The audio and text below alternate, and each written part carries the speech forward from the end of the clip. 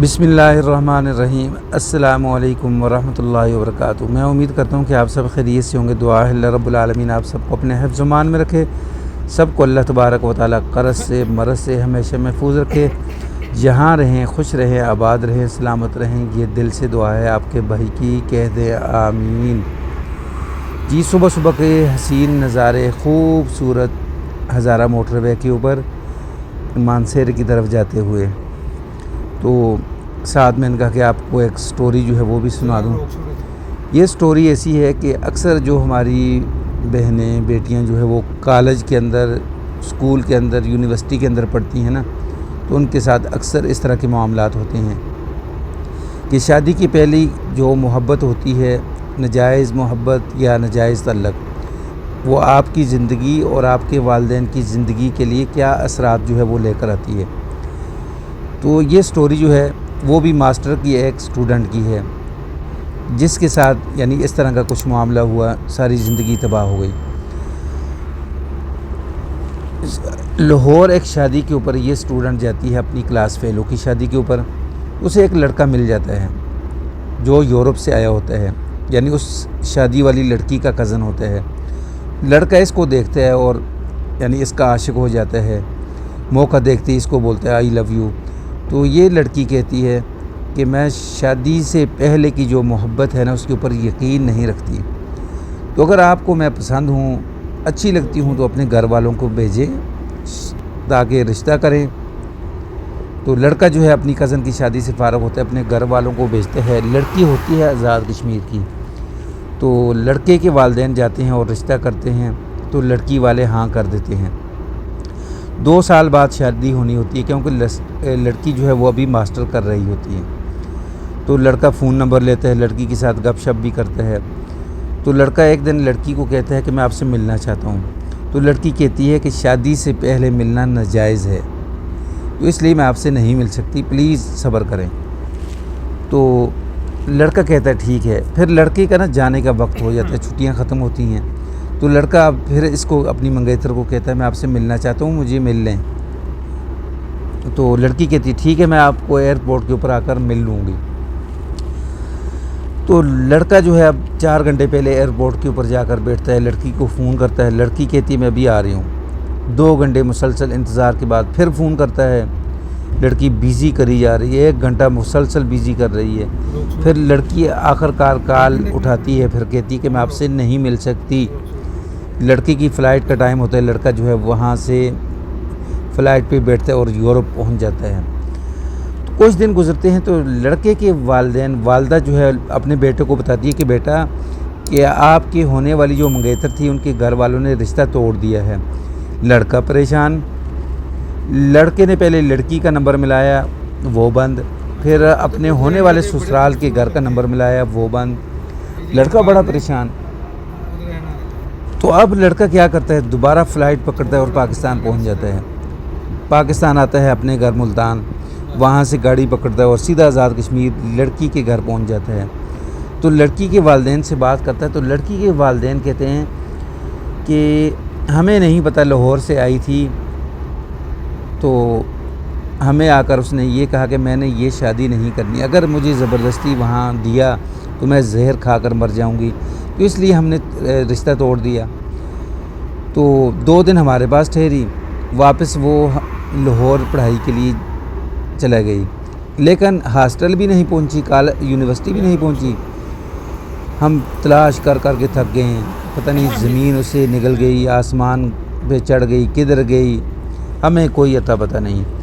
लड़का फिर जाता है मेरे अजीज़ व अकारब, यानी अपनी उसी कज़न के घर जिसकी शादी के ऊपर ये लड़की मिली थी। तो उस कज़न के पास पहुंचता है, तो कज़न से पूछता है।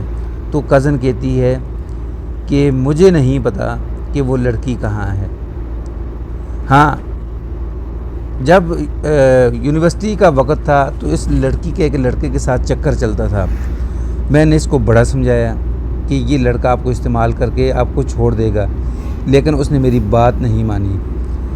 तो वही हुआ जिसका मुझे डर था कि लड़के ने उसको इस्तेमाल किया, कि वो फिर पेट से हो गई। तो लड़के ने उसको ठुड्डा मारा और उसकी ज़िंदगी से निकल गया।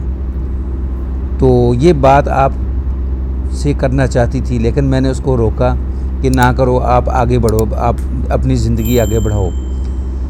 تو یہ لڑکا پریشان، لڑکا واپس گھر آتا ہے تو گھر والے کہتے ہیں ہم نے کہا تھا نا آپ کو کہ وہ کسی کے ساتھ بھاگ گئی ہے۔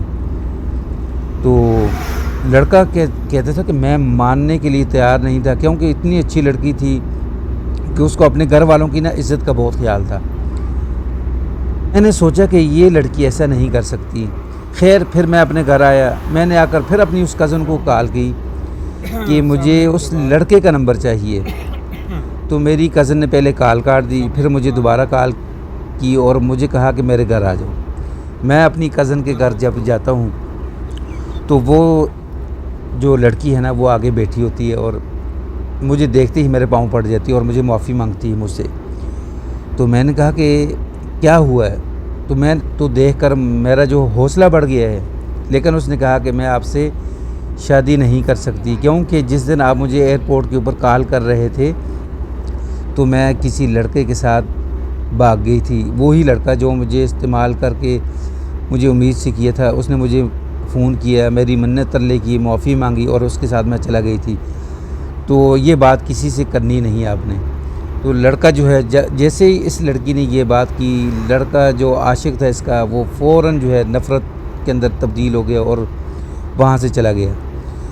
تو اپنے گھر آتا ہے تو گھر والے جو ہے مہینے ڈیڑھ کے اندر اس کی شادی کر دیتے ہیں اور وہ اپنی بیوی کو لے کر واپس یورپ چلے جاتا ہے۔ جب یورپ جاتا ہے تو پھر کچھ دیر کے بعد 3 ماہ کے بعد اس کی کزن اس کو فون کر کے کہتی ہے کہ رضیہ جو ہے وہ آپ سے ملنا چاہتی ہے۔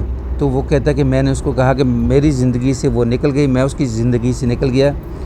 تو اس نے کہا نہیں، کہ دیکھو کہ اس کی زندگی کے آخری دن چل رہے ہیں، وہ آپ کا نام لے رہی ہے۔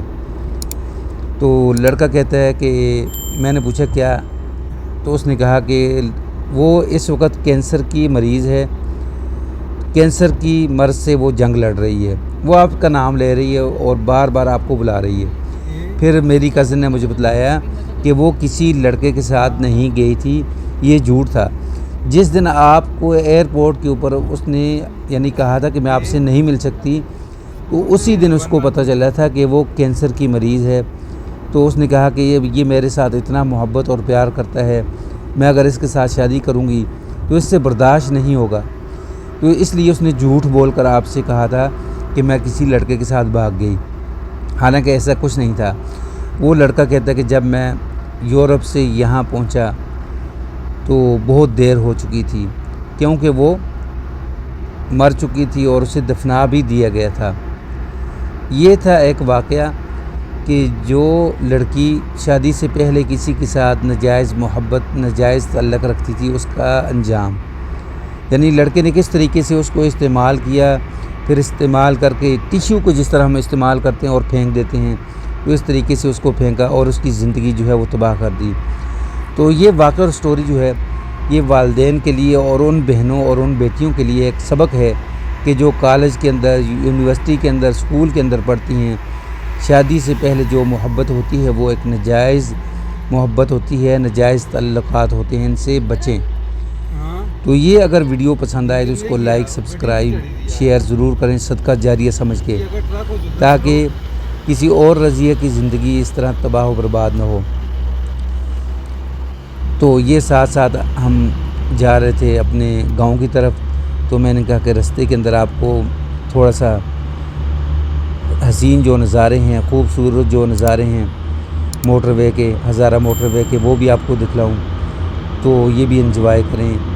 تو ہم انشاءاللہ آپ کو یعنی آنے والی ویڈیو کے اندر مزید اچھے کچھ یعنی علاقے جو ہیں وہ دکھلائیں گے، ساتھ ساتھ سٹوری جو ہیں وہ بھی سنائیں گے۔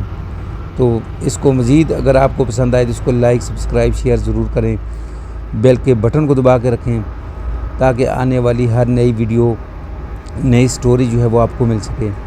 یہ نظارے چیک کریں، ہزارہ موٹر وے، صبح فجر کے وقت کے بعد کا یہ ٹائم ہے اور بہت ہی ٹھنڈا سرد موسم ہے باہر۔